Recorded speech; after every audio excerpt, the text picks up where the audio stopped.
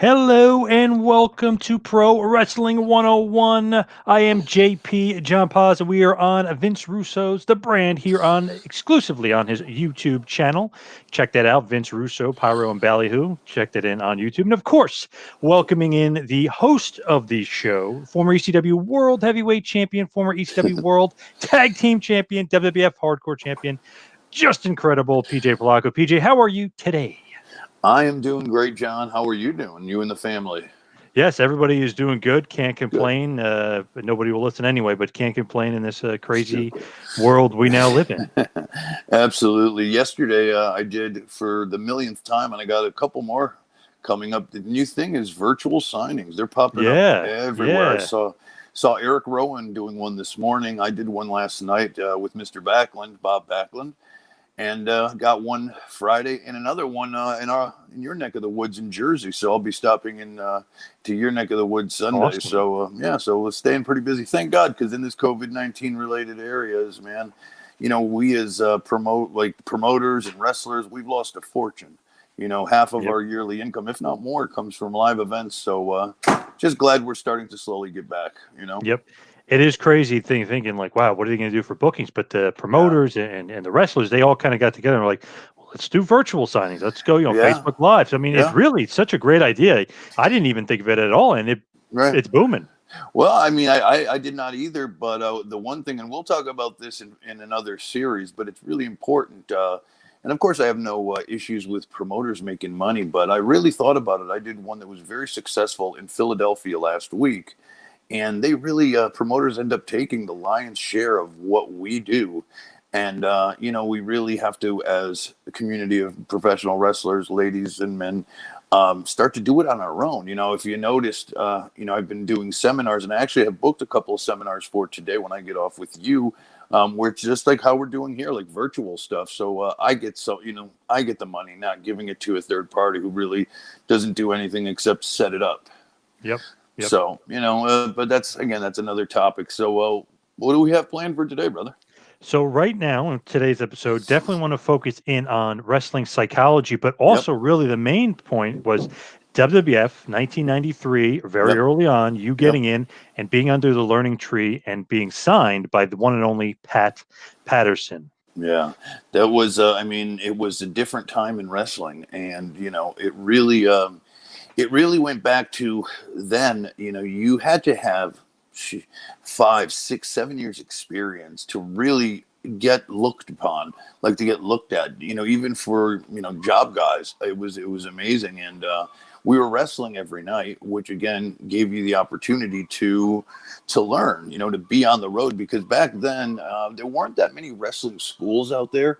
Not like there is today. So it was very limited. And like kids today, for example, they'll go and practice even after they're fully trained, once or twice a week. And that's not where you learn psychology. Psychology is from being in the ring, making those mistakes, and also wrestling veterans that can teach you that dance. You can't learn that by wrestling your buddy who you've wrestled a million times in a school to get that experience. Now, it doesn't hurt to get practice, of course, Right. but the psychology really comes from live events, which unfortunately right now isn't really happening, but also not to the degree of running 10 to 14 days straight on the road with the same opponent in different towns, and different, every town you wrestled your match differently. Because a Philly crowd, as you well know, is much different than a crowd, let's say, in the Midwest, or Yep. a crowd in Florida, and a New York crowd different than a crowd in even Philly. So, and who really started, like you said, you mentioned one of the greatest minds in the business, the creator of the Royal Rumble, Pat Patterson, really took this 20-year-old kid with little to no experience under his wing, and saw the opportunity to kind of watch my matches and really give me, and sometimes I didn't even understand what he was trying to tell me. He would just throw these ideas at me, and in my mind, I was always like, oh, this guy doesn't really understand. And that's how idiotic and arrogant I was, doesn't understand that wrestling is changing, because it was starting to change in 93 to more of a, I was more interested in lucha and stuff like that, like a high, faster paced thing. And he would always emphasize on slowing it down, really selling everything you do. And the difference between, a big sell and something as simple as registering. So I want to dive into a little bit of that today, and just really start at the beginning of what psychology really should be.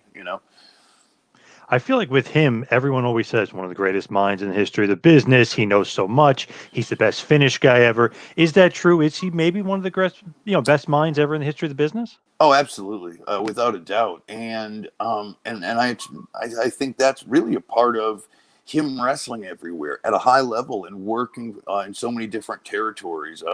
He did the Montreal territories and big time wrestling over in Toronto in the '70s.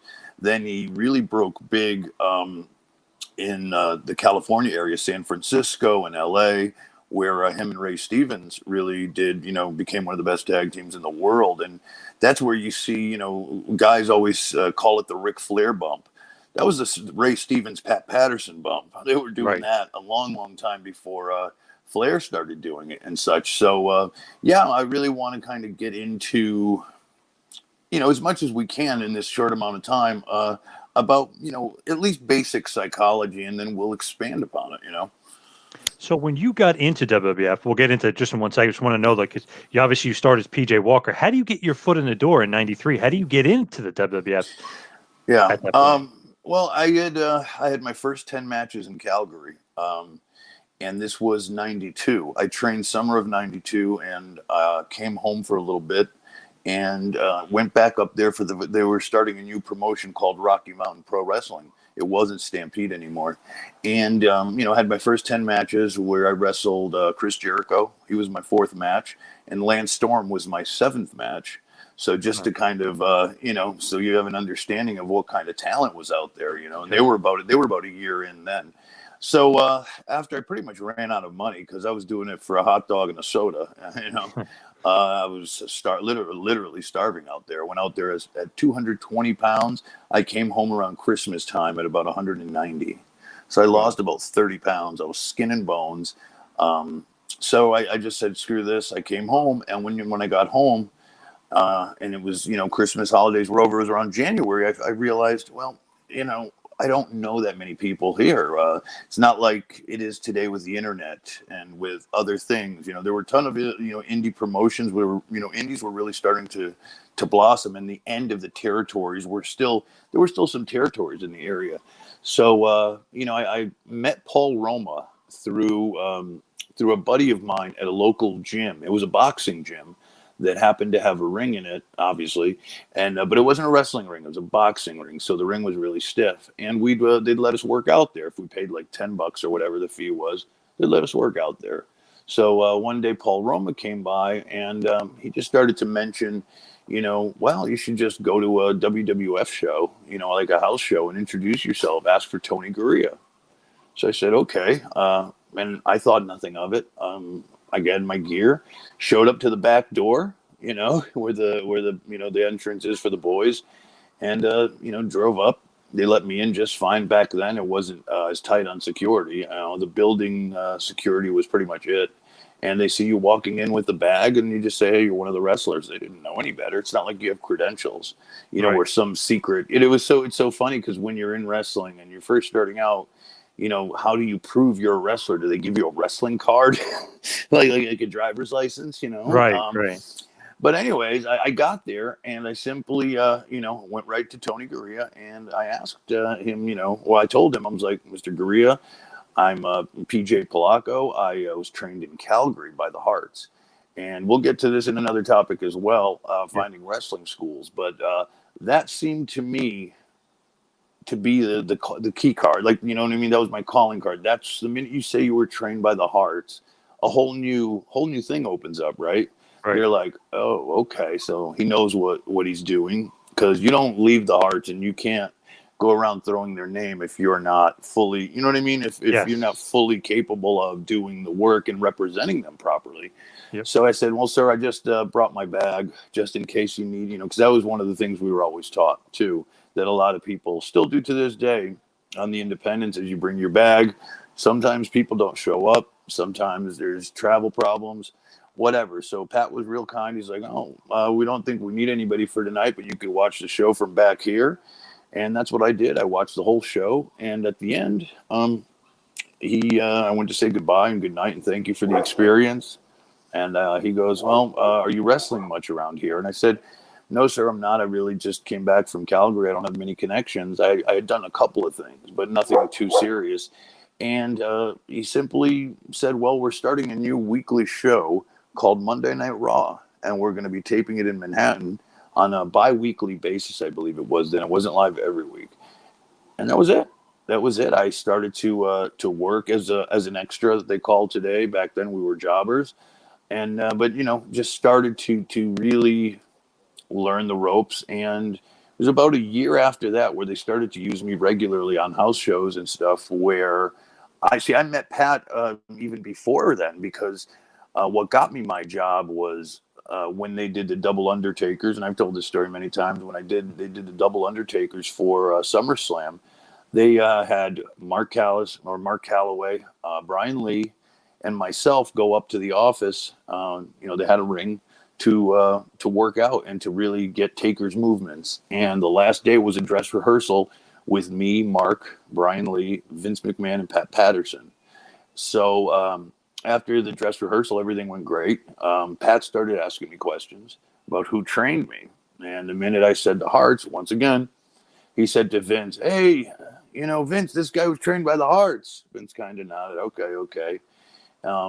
Started asking me other questions like, what nationality are you? And I said I was Portuguese. Same thing. Hey, Vince, this guy's Portuguese, And when I told Pat I could also speak it fluently, that was it. Because all along, they were looking for a Portuguese-speaking wrestler of Portuguese descent for the character.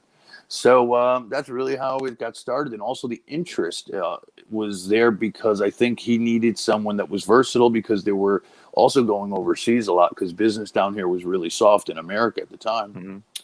And like how Davey Boy was in England, they wanted to kind of do that with me in Europe and in Brazil.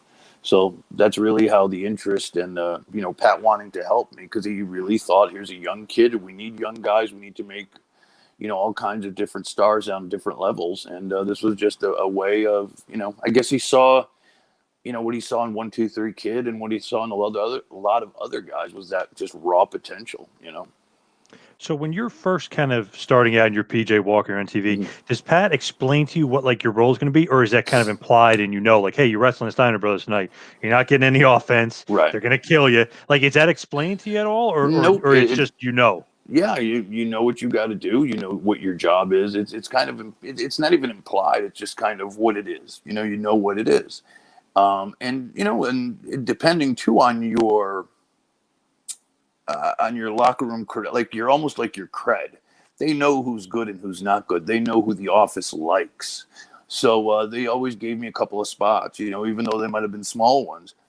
So that's really how it really started to progress. And then one day at a TV taping in Lowell, Massachusetts, Vince McMahon brought me outside and gave me this speech about WWE being the land of opportunity.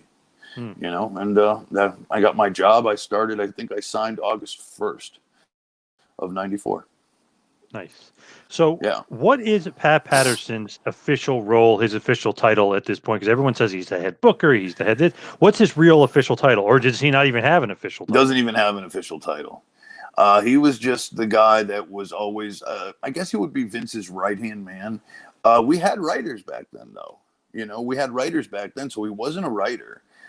He was just more of a guy that could look at a card and really pick out, like, interject what he needs. And he would mostly work with main event guys doing finishes, and and also work with, let's say somebody needed to get over. He would work with them trying to really get, whether it's their character, a finishing move, etc. So that he was like a jack of all trades. And Vince had weekly meetings when it was summer out, or around, nicer times, weather-wise. He would have big meetings on a Sunday by the pool at his house, and Pat was always there. Pat, Bruce Pritchard, and, a couple of the other guys that were writing the show. So that's how it was done. It was a very small crew at the time, but he didn't have an official, title. Now, J.J. Dillon, when he was there with this point, I mean, Yep. obviously, he's part of talent relations, stuff like that. But he was saying, and obviously, him and Pat are about the same age, and they've Yep. probably the same experience. But he was saying he even learned so much from Pat. So, what are you learning from him? I mean, everyone seems to be learning something from Pat Patterson. I'm learning, to me, what is most important is basics. The basics, the basics, the basics. One thing when I watch Raw, not so much, because one thing that the Performance Center really does is they when the guys and gals get into the ring, they're pretty decent on their basics. And what I see in AEW is, they don't know how to grab, a proper headlock sometimes. They don't know how to lock up. And Pat explained it to me like this: if you're in a match, you're in one corner, your opponent's on the other, at the other corner, and you have all these people looking in. If you're in a ring, it's really intimidating because you look up, there's thousands of people everywhere, and they're focused on this little box in the middle of this huge arena. They're looking at you and the other guy, and the first thing they see is a shitty lockup. They're going to be like, oh, this shit's phony. And then of course there'll be, you grab a shitty headlock that looks really, you can see through the stuff, and it really looks phony. Stuff like that means everything. And people don't get it. They right away, they want to rush to get to their flips and to do their dives and stuff.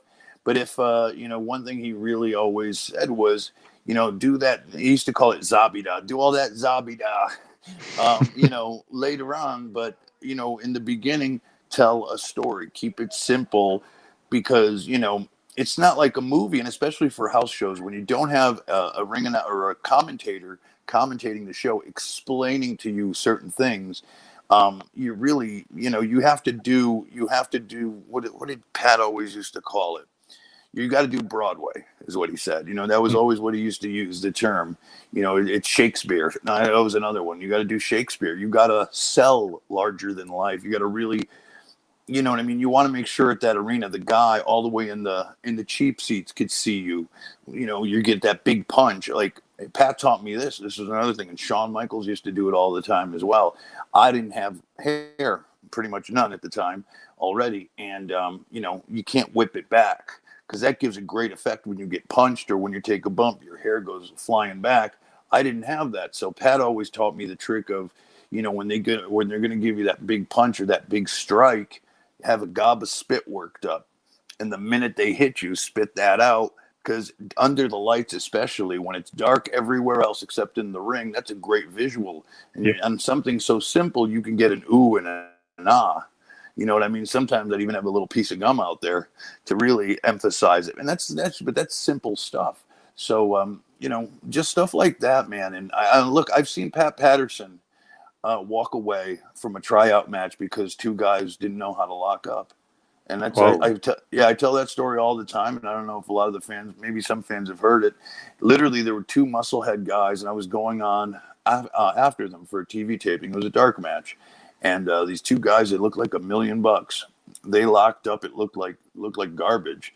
And Pat walks away, and we're in Gorilla. And Vince turns around to Pat. He goes, "Pat, where are you going?" Fuck it, Vince. They can't lock up. They can't work. And lo and behold, they couldn't work. They were the shits. Just like that.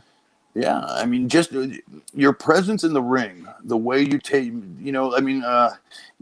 Benoit was one where, and Bret Hart again, just the way they took they'll take an arm, for example, where they'll get you in some kind of, chain wrestling, stuff. They look so, just, you know what I mean? They look like they're really doing it. It looks like a shoot. Like Benoit looked like he was killing people, no pun intended. Yep. Right. It's not funny, but like he would grab a headlock and it looked like, he was really, really hurting you. He would take your arm with such force, and he really wasn't. It was just you have to make it look impactful. So things like that make up a lot of what we do. And another thing too that really kills me, and Jim Ross always ribs about it on AEW, is selling. And I'll be critical. The Young Bucks are one of the better teams as far as the cool stuff they do and the flying around and their dives. It's spectacular. I love watching stuff like that. Don't get me wrong. But they won't sell anything. The minute they take a move, like they'll take some big move off the top rope, pop right back up and then pin them with a crucifix. You know what I mean? The Yep. laying out of their matches are sometimes very questionable. I heard Jim Ross, say, what just happened here? Did a wrestling match just break out? You know? So, I mean, and listen, it's cool if you want to call it something else, but sometimes that stuff isn't pro wrestling. If you want to call it a stunt show or whatever you want to call it, cool. In wrestling, you're telling a story, and it's the story is you're supposed to be going out there to win. If that's the story, if you're just in a cold match, you're out there to win, and so is your opponent. And you got to portray that in the match, and without slowing down with psychology. If you're going to go at a million miles an hour and not slow down to kind of be able to tell the story, you almost want to bore them a little. That's why guys always, you grab the chin lock or a hold. That's why they called it a rest hold. And I hate that term because you really shouldn't just lay there. You should work the hold, like you're really trying to, almost like you're trying to tap someone out. You should work Hmm. it like that. But, you're slowing down the pacing of the match, because then you almost want to bring the fans down to where they're dying to see action. They want to see what they just saw maybe 5-10 minutes ago with all those spots. So it's like it becomes like one of these things. That's how you want the flow of the match to go. And you really, if you're planning a match, the best psychology for me that I've always found, that was different for others, and every match calls for different things. Different. The way you put together a match, if it's a feud, what you're trying to accomplish. But if you're just in a cold match, what I always like to do is start the match where, and there's less babyface heels today than there were maybe 20 years ago. That's a fact. But you got to pick one where, whoever is going to be the guy that's sort of being cheered, and whoever the guy is that's kind of going to be frustrated, however. And shine up the baby face, 2, 3, 4 nice spots, and then usually have the heel cheat and have them beat the shit out of you. Grab a hold. Like I said, you want the fans to cheer, to get excited, and then you want to kind of have what I like to say is like Apollo beating up Rocky for half the match, where it looked Hmm. like there was no way Rocky was going to ever come back. And then, of course, the tide turns, and then the comeback happens, and that's where, then this is up to the people doing this, but then that's where you get into false finishes, signature moves, big pinfalls where, big false finishes where they kick out and, blah, blah, blah, back and forth. So you want to kind of start hot, slow it down, and then finish really strong. And that's the thing, is like, that's where it's time to quicken the pace. And a lot of guys and gals don't do that. When they're making their comeback, I find a lot of people are not necessarily like, because if you let the people go, if you slow down a comeback and the false finishes, you're never going to get them back up. You really aren't. It takes quite a bit if you lose people. That's why when you watch Rock and Austin, and maybe for some fans, you guys might not think that they were hot characters, but maybe not great, the best workers, not like Japan or something like that. But if you watch their stuff, when Rock was making a comeback, the timing was impeccable. The speed, like, you know what I mean? It's like Yep. you want to work them to a crescendo, to when you give them that people's elbow or whatever you're going for, it was at its highest. Because if you lose them there and slow it down, you're never going to get them there again to that point. So you want to finish the match at the highest possible peak, so the fans will then go through the roof. So that's real important in psychology of a match. Why do you think the wrestling psychology has changed so much over the year? You know what I mean? Like, you watch a guy like Bret Yeah. Hart, possibly the best psychology, and Yep. as you slowly move across, we've been losing psychology, it seems like, in a lot of these matches, and it's just pace, pace, pace, pace, pace, pace, boom. Like I said, for instance, the Young Bucks or many teams out there today, but it seems like psychology has definitely tapered off. Why is that? I'm not sure. Like everything else, wrestling evolves. The way we do things evolve. I think what we have done is allowed, in a lot of ways, to let the fans dictate really what we do in the ring. And now it's going to seem like an oxymoron. Well, kind of they should, right? They're paying the tickets, and of course the fans should always get what they deserve, and you're paying that ticket, you should, but I don't find that they should dictate the way we wrestle our matches. Reason I say that is because our job is to entertain you, to take you on this ride. And, there's so many styles of matches. You got to trust that, and there are different styles for everybody. You got to trust the process that these two guys who have a great reputation, who are solid workers and performers, will, just go on the ride with them. And I think, promotions are very guilty of it. AEW is very guilty of it, to just kind of say, well, fans like dives, and they, the sheets, and, and really be influenced by that kind of smart, generation, the smart fans. I don't like to call them marks, but like the smart fans and, the sheet writers, that they dictate kind of what is done. And, although I don't, like I said, times change, I don't find it like so egregious. But at the end of the day, it really doesn't help when you're trying to tell a long-term story. There's reasons that we do what we do, and sometimes you may not get it at this point. You might just see, oh, that match was boring. Maybe they're setting something up down the line where this is part of the bigger picture and the bigger story. We won't know, and not always do we succeed at that. But I think if they could do. If the Young Bucks would just simply, the only fault I find in their work is they do not sell. And selling is one of the biggest parts, and I won't go too much into it because I want to have a whole podcast on that. But if they just, if they would just go down and really sell like they're hurt, because they're not the biggest guys in the world, and they're sympathetic because they're so well liked. If they put it this way, if they were in there with, let's say, a Tully and Arn, only because they were on AEW last week, if they were in there against those guys, back in those days, they would make you sell. Mm-hmm. Believe me, they would make you sell. It was so different back then, where guys would shoot on you if you were popping up too quick, or if you weren't, or if they weren't happy with the job you were doing, So I think they really, if they sold and really learn that art of selling, where they got sympathy from their fans, and they do have a lot of fans, they're one of the most over acts in the business, then the stuff they would do afterwards, when they finally made their comeback, would mean so much more. And that's where I mean the cool flips and the dives and all that nice stuff that they do. It's just a matter of placement and a matter of getting sympathy, because that'll never change, is getting sympathy. And I think they're afraid. I think a lot of people are afraid of that dead silence. Sometimes, when you're in a match and things slow down and the crowd is kind of quiet, right away they go into panic mode. Not them necessarily. I'm talking about a lot of younger men and women in the business.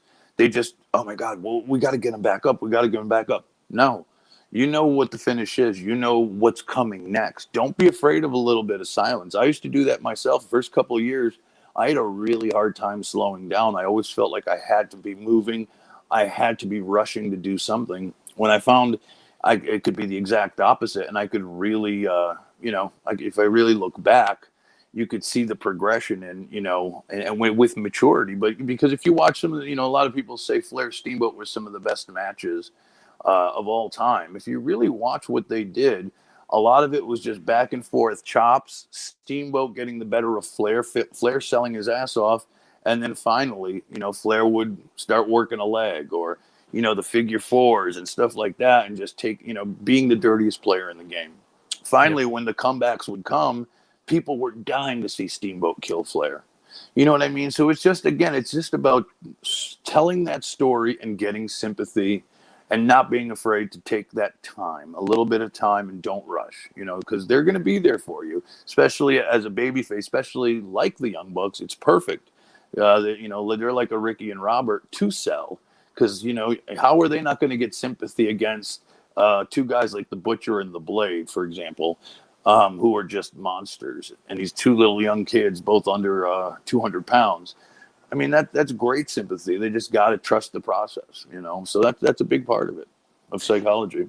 So with psychology, people always say old school wrestling, stuff like that. Should psychology never be old school, new school? Shouldn't psychology always kind of be in style? I think so. I think psychology changes too. But in the end, psychology really is a way to tell a story. They kind of go hand in hand. So it really shouldn't, it really shouldn't go out of style. I think you can add to it. You can always add to stuff. There's always ways to make things better. Right now, I just think that it has become a lost art, and I don't think that the wrestlers recognize it. I just think that as long as they hear that pop, they're okay with it. They think they're doing a good job. Well, what if you could really take them along for a ride, like any good movie, and instead of getting pops, here and there sporadically throughout the match, what if you could really take it to a big crescendo at the end? Because a lot of times, another example, and I don't know whose fault this was, but the Chris Jericho match against Orange Cassidy this past weekend, man, the finish was brutal. It was brutal. They did all these cool things. Honestly, I think Jericho mistimed it, or because he was supposed to roll forward and he just fell backwards, like took a bump backwards. But right there should have been, Cassidy is, I don't remember the logistics of it, but it seemed like he was getting his butt kicked at the moment. He'd already made his comeback, and then right there, if the tension was right and he hit that, it was supposed to be more of a surprise thing.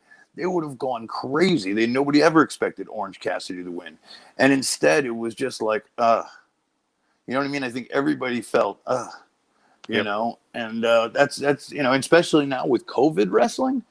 We're used to. I think it's horrible because fans are just as important to the match as anybody else.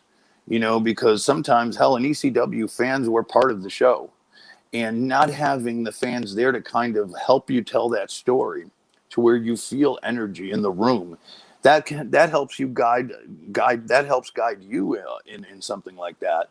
And now, especially with the way that's why a lot of times you didn't plan everything out, because you never knew what was really going to work unless you were out there trying certain things. And for these young men and women, I don't think it really registers to them, because they were going to go from A to B to C no matter what, because that's what they had planned. But if you were feeling something and the crowd was asking for it, you'd have to take a little curveball and change it. So yeah, just stuff like that. And fan and the kids not knowing any better and not having fans there to even be a barometer for who's over and is the story they're telling even working. The psychology is going to be way off. And I'm just surprised with all the great people that they have working behind the scenes that nobody's told them anything like that, because it would just make I happen to like the show more than some. It would make a good show a great show. And I just don't know who's calling the shots, because they have guys like, Billy Gunn, Jerry Lynn, Dean Malenko, Arn Anderson. Again, I don't know to what capacity these guys work there, or work, what their jobs are. But yeah, I don't understand why. But again, if these kids were just smart enough to listen to what some of the elders have to say, they would benefit. And from what I understand, I think a lot of guys and gals are just, they're stuck, and they think they know what's going on, and that's what they do, and it's a shame, because really, WWE, that's one thing, even though there aren't a lot of great legends there anymore. I forgot if it was, I'm not going off topic, this is all going to make sense. But Eric Bischoff said there hasn't been a real superstar created. There hasn't been somebody that's over since John Cena. And what he meant by over was, not like getting a good reaction or not making them pop. I mean, really being over to where, you see his shirts everywhere, where like The Undertaker or these guys that are, perennial Hall of Famers. Really, the WWE hasn't made anybody like that probably since CM Punk. He said John Cena, I would say CM Punk, but that's really true. There hasn't been anybody break through that's going to be over 20 years from now. And I think that goes to the way they tell their stories in the ring. If you're afraid to sell, man, nobody's going to get sympathy. And if you're not going to get sympathy, the fans aren't going to care. And I mean, yeah, you do cool moves and stuff, but guess what? The way I see it, there's a million people out there doing a million cool flips. So you're going to have to at some point differentiate yourself, because look, the smart marks are going to watch the show regardless. You want to get the other guys. You want to get back to where instead of there being 1.3 or 4 million people between NXT and AEW watching on a Wednesday night, you want to get it to 2.5 million, where wrestling becomes a little, you know what I mean? Because we've lost that cool factor in wrestling. And I think if they learn the psychology of storytelling and really learning how to sell properly, and getting themselves to a point where, you know, they're able to do it in the ring with anyone at any time under any circumstance, then we're not going to see that happen, you know, in my opinion. Psychology wise, so going back to Jericho and Orange Cassidy, since that finish was so screwed up, and since, you know, psychology wise, can you bounce back from that? Because Orange Cassidy gets the big surprise win, but it's like, wow, that sucked. Well, what I would have done right there is I wouldn't have allowed that to be the finish. Now, and Jericho knows this too. I don't know. I mean, they probably couldn't call an audible at that moment because it was on live television, right? You got to think about going off the air, and they're still wrestling, right? Yep. So that right there is one situation. What I would have done is I would have kicked out at 2, and I would have just kicked him in the face, you know, put a little bit of a beating on him, you know, maybe go for one of his finishes and have him small package you there, you know, something to where, you know, it looks like you're still back on top of them, and just something different to get it a little more, you know, a little more climax, because to me it was just such a dud. I think that in the long run is going to hurt Orange Cassidy, because it was just such a, no matter how you slice it, it was just awful. And again, I'm sure that was probably because of time being left on the show. But you know, is he going to bounce back? I don't know. I think right now the writing's on the wall. He had a pretty decent showing the first time, even though I wasn't crazy about it. The second one, to me, just proves that, you know, I know the fans like him. I get it. But as a wrestler, he's not one of those guys that could be going 15 to 20 minutes. He's just not. Yep. Very true. You know? Now, kind of mixing in the psychology with Pat Patterson again, we said him a few times he's probably the best finish man ever. Do you think he would have been okay with a finish like that? Probably not, right? No, he would have lost his mind. He would have lost his mind. I mean, it was again, and one thing about Pat, he didn't sugarcoat anything. He would just tell you that was the drizzling shits, and he would have told you why, though. You know, and like I said, it's very hard to come back from that. You know, it's just what excuses do you have? You know what I mean? And it really showed, because Jericho is the best thing they have on TV, even though even recently he's had, you know, hasn't had the greatest of showings. He's still the best professional that they have, the best professional wrestler, interview guy, figure, entertaining wise, everything. So to me, it just exposed Cassidy, and Patterson would have seen that. Now you either, you know, where else do you go from there from a psychology standpoint? You know, where do you go from there? It's very difficult. So how does Pat become like that, such a great finish guy? You know what I mean? Like, is that just years of experience? Because they say, you know, like other guys, let's just say like a Terry Taylor or something, like he could be okay at finishes, but this guy, like maybe Sullivan, maybe wasn't great. Or this guy, maybe Gurria, not a great finish guy, but Arn is great. You know, there's all these different guys. How does Pat become such a great finish guy? I just think, you know, the places he got to visit, I think he started at a very young age. And he was just, you know, I don't know. I just think some people have that imagination. And two, we're talking about a time in wrestling where things were still very much grab a headlock for 10 minutes and, you know, kind of very slow, where the palette was open to really paint. You know what I mean? Everything was wide open. There wasn't a lot being done. You would see a head scissors, you know, or maybe the cross body. And I think Pat started to, you know, move away, you know, for finishes, just really getting creative, using the entire ring as you know, your stage, whether it's even the ropes or the ring apron. You know, one spot that he did, and then Fit Finley always used it too. You know, you could argue it was a Pat Patterson or a Fit Finley spot, but Pat told me this: if I'm on the outside, they go for a baseball kick, like a sliding kick through the ropes, and I pull the you know, the what do you call that The thing? ring apron. Yep. Yeah, you pull it and they, you know, they get caught in there. You snap it back so they're stuck, and you go to work on them. Stuff like that. Use all your surroundings, really as a tool to tell a story, and keep going back to that and keep continuously tell that story.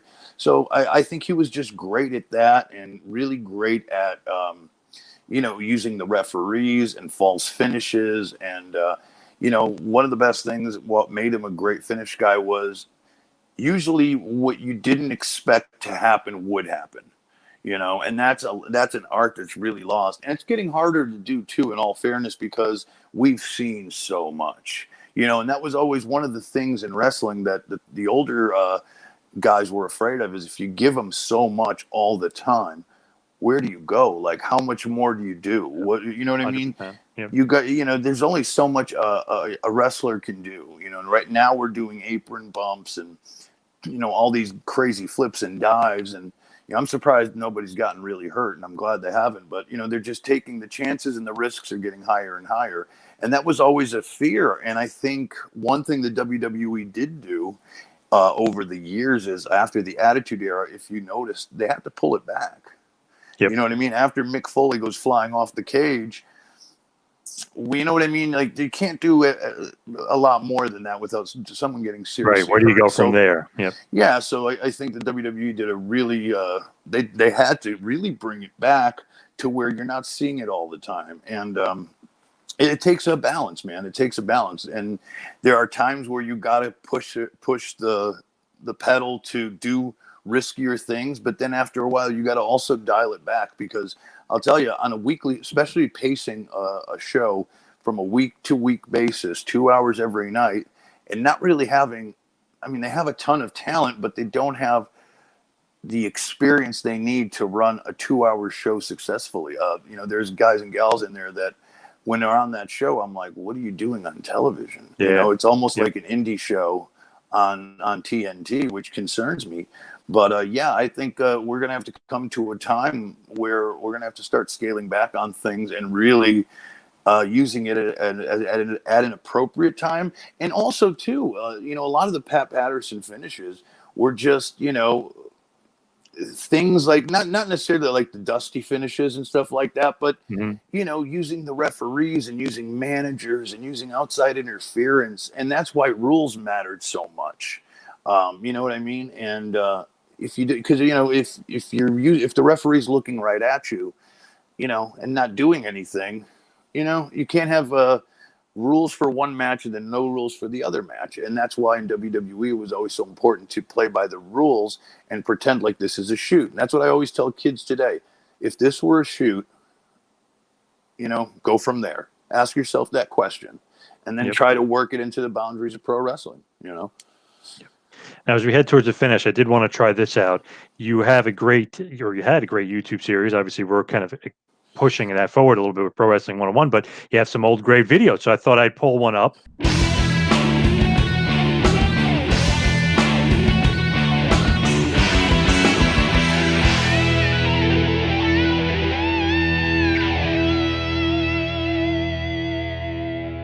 What's up, guys? I'm just incredible. You're watching Pro Wrestling 101.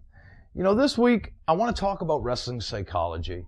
And that's something where, you know, you hear about it all the time in the dirt sheets. You hear the term psychology pretty much everywhere these days with pro wrestling. So what does that mean?